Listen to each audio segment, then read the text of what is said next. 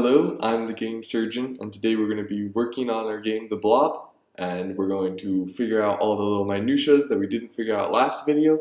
We're going to make it into a real game in my next video, so I've got to work out all the different strategies that we're going to go through, and all the tiny little mechanics. Alright, so first off, I think we should lay out what we did last video in order to figure out exactly what we need to do in this video.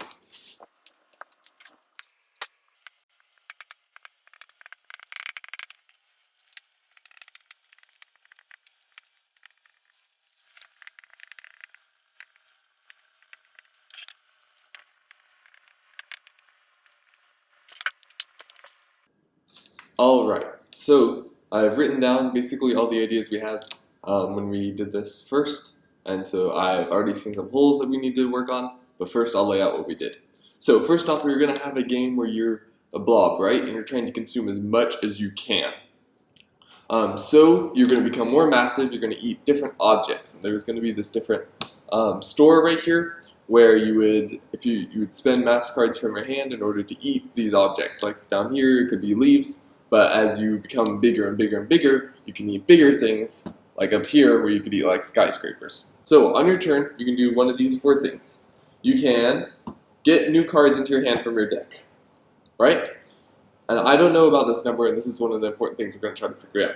Then you can use your matter cards to get new cards. So this is what I was talking about before. You spend matter cards from your hand into your discard to get these new item cards. You can get matter cards and lose your item cards. This is essentially you digesting. Like if you had a card, you digest this card and then this becomes 3 matter cards for you later. This will help you thin out your engine. If you have a strategy that you're going for, you can remove a card to get more matter that's universally good. You can also use your item cards. Like if you had a combo with your cards, you can use all your cards in a row to do something powerful, for example. Alright, so that's essentially what we have so far. There's a couple problems. I don't know what we're going to do with how you're actually going to win this game. Originally I thought this would be a competitive game, but I don't know. Secondly, I don't know what kind of strategies you can go for. Like these cards, maybe you just have lots and lots of cards, or maybe there's different ways you can play this game. And thirdly, there's this number, and I don't know how many cards you're going to draw from this. Originally, the idea was if your deck is so massive because you are so big, you're so big you can't even move fast anymore, so you're stuck, if that makes sense. Like a big lumbering blob isn't going to be able to react well because they aren't going to be able to find the cards from their deck fast enough. So we're going to figure out what we're going to do about this number as well. Alright, so that's the problems I see. First, I think we should lay out some different strategies. Maybe this will influence our other ideas.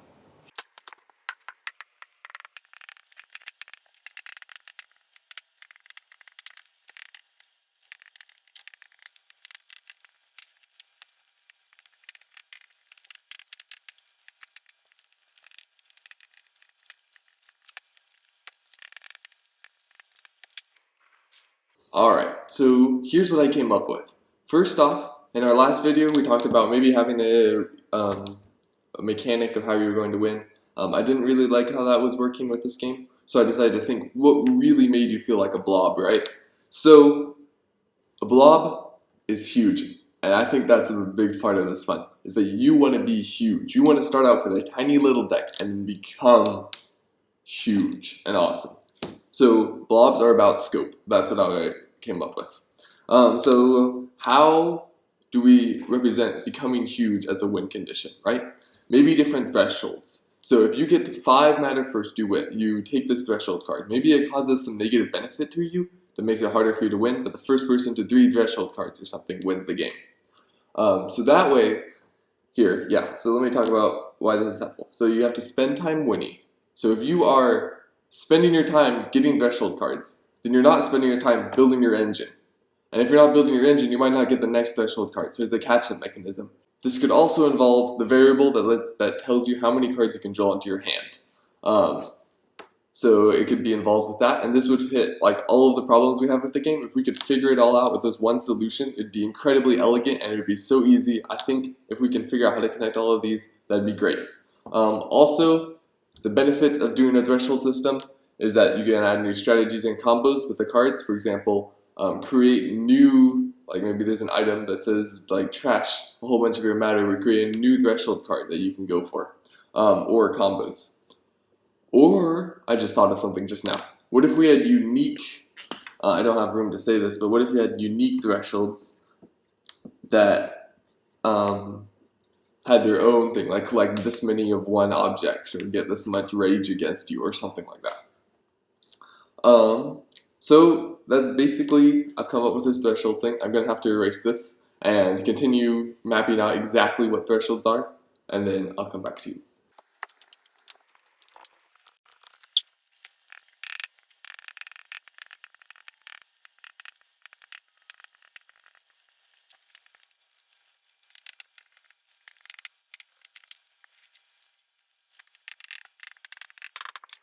Alright, so I just decided to take this in a new direction. I should probably explain what I came up with first. I was going to come up with these matter numbers, or the first one to 5 gets a benefit, the other people just get a buff to their number of cards they can draw every turn if they get to that matter amount, which still makes them feel like they want to get huge.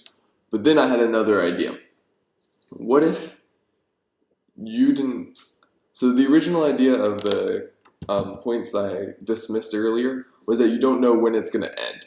So what if there were certain buildings that you ate or certain things that you could eat that gave you points but required almost like a lot of effort in order to do, and maybe they had some negative condition, maybe you brought along some viruses or something that's inside you from now on and it hurts you, so it takes a while to recover from that.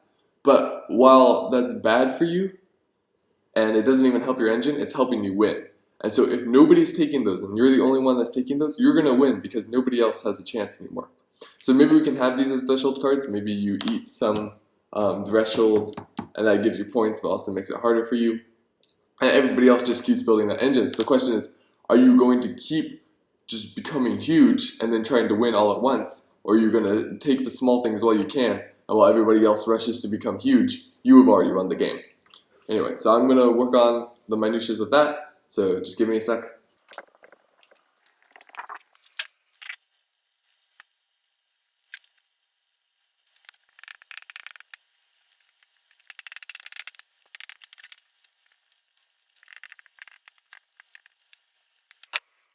Alright, so here's what I came up with. So, I know this is going to sound super silly and cheesy, but we're going to destroy the aliens. I needed to come up with some bad guy, and I think humans creating this huge blob monster in order to attack them is absolutely hilarious because they're causing their own destruction in the way, which is so human. Alright, so we got some alien baddies, and that's who we're fighting against. So we've got some probes up here. They're super easy to defeat. Maybe there's only a couple of them. If you have enough mass, you can discard all of them, take some probes. Maybe these go into your deck and hurt you over the rest of the game, and there's no way to digest them because they have anti-digestive, etc. But if you were to get 2, which now if I say there's multiple probes, maybe that doesn't work, but I kind of like maybe just having 1 probe. If you eat 2 of these 5 levels of aliens, you win the game immediately. So if you eat a probe, automatically everybody's like, oh my gosh, I need to get as much mass as I can so I can eat this before this guy wins the game. As soon as you eat this, then 2 people want to eat this one. Now if you're playing with a really high player game, you might even get to the mothership, and if you eat the mothership, you just win. Straight off. So if you could eat this one, or you could just wait. You can get more and more massive. You could save up all your mass cards, discard them all at once to eat the mothership, and then you win the game. So I like this idea. First off, it fixes all the problems we had with not figuring how to spend mass. Maybe you have to lose the mass in order to eat the probe. Maybe that can be according to the shop as well. Maybe you have to spend mass that way. Anyway, so I'm excited about this. One problem is that we don't have the number variable still. We haven't figured out how many cards you can draw off. Maybe I'll just make that a set number. Maybe I'll make it so that you can go to the shop or you can upgrade. Nah, I think I'll have some item cards that influence that number. And so therefore it's an interesting mechanic that I can let just all the cards deal with. This is great too because now we can deal with other cards that combo off of having an alien card. And if you have that alien card, that's great. You can run with that strategy. Cool. I think that this works. I think this is good enough that I can actually create this. So now that we've got a win condition, I think I should lay out all the strategies, and I think that's all we really have to do.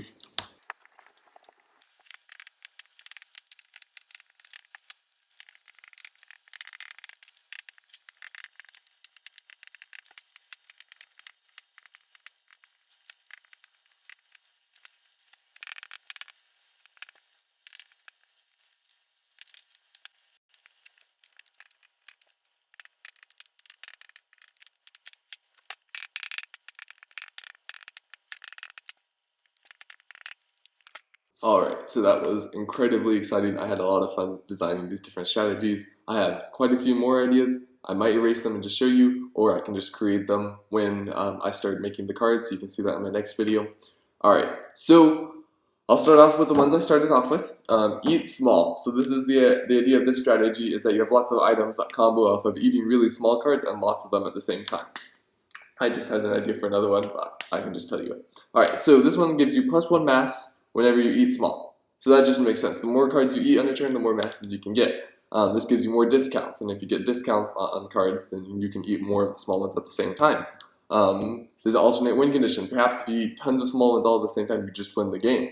And so then you're trying to look for these cards. And so while you are going for this, you're missing out on the chance to go for the aliens. And now that the aliens are running unchecked, other people can go for them and start winning that way.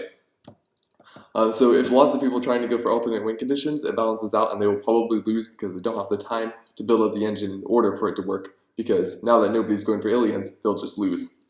Alright, this one will give you 1 mass whenever you're digesting small things, and this one will let you draw another card whenever you're digesting. So I had some universal combos. These are just good off of other items. Like this one says +1 mass whenever you draw a card due to an ability. So like if you had a card over here that said draw a card whenever you are digesting, this one will help you out. And this one gives you mass whenever you gain mass from another card, right? You can eat big, which allows you to eat these huge things, which are like incredibly powerful and could give you lots of mass if you digest them. So you can get an extra one off the top of the deck if you eat a huge one. If you use this item, you can get mass whenever you eat a big one. So you double the amount of mass you get from one card, which would be huge if you had a skyscraper and then converted it all to mass. You just get tons and tons of cards in your hand. You can subtract 3 masses to get one off the top of the deck, and you can trash this card to get an even huge card. It's a temporary huge boost to the amount of mass that you have, which allows you to buy those big cards. We have alien eating, where you can add cards whenever you have aliens. You can ignore the alien bad effects. Cards count as aliens to combo with these other cards, and some other benefits that give you aliens. Like I've already had lots of examples of benefits down here, so I can just do that over here. Finally, I want to talk about what these different variables are and how you get more powerful, because we have quite a few of those problems now, so I'd like to lay it all out, and then I think we're actually done.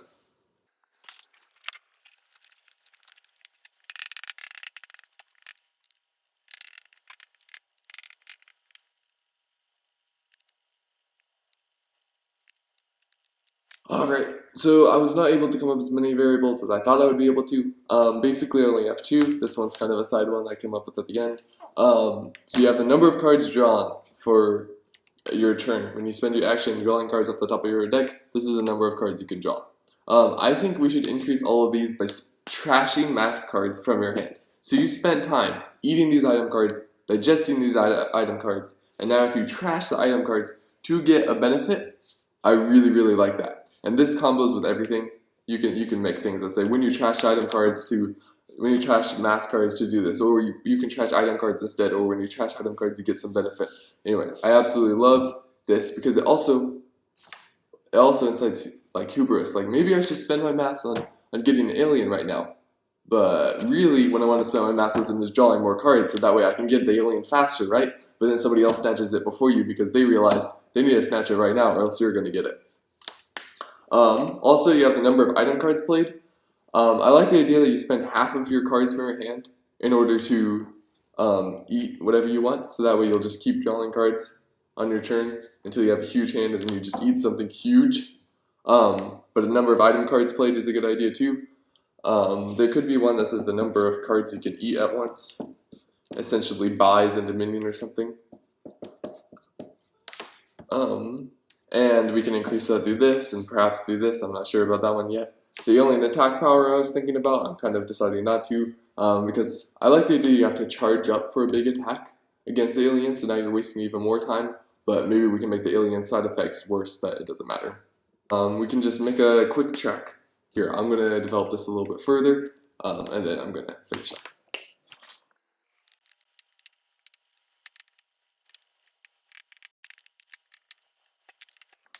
So I just had the idea that we just put these on different tracks, and whenever you spend a certain number of mass cards, you move forward on this, and this will let you play more item cards per turn, or let you draw more cards. I like the idea that also the amount of cards you can digest at a single time is a different one of these trackers. I think that's the last variable we have to worry about. I don't know about the number of cards you can eat at once. If I'm having to digest one, I might think about adding it, but I'm not. I think that's beyond the level of detail we need to do right now. So I'm going to start creating this game next video. This is super exciting. I really can't wait to make this video and especially play it. I just love the idea of becoming this huge blob and then not eating enough aliens that your opponent's already won the game, and so then you're like, crap, I was so close to eating the mothership, but it didn't matter. Anyway, I think that's all. I'm really excited to see how this turns out. Thanks for coming and watching this whole video. Obviously, I imagine most of you guys just skipped to the end to see what it was like, but yeah.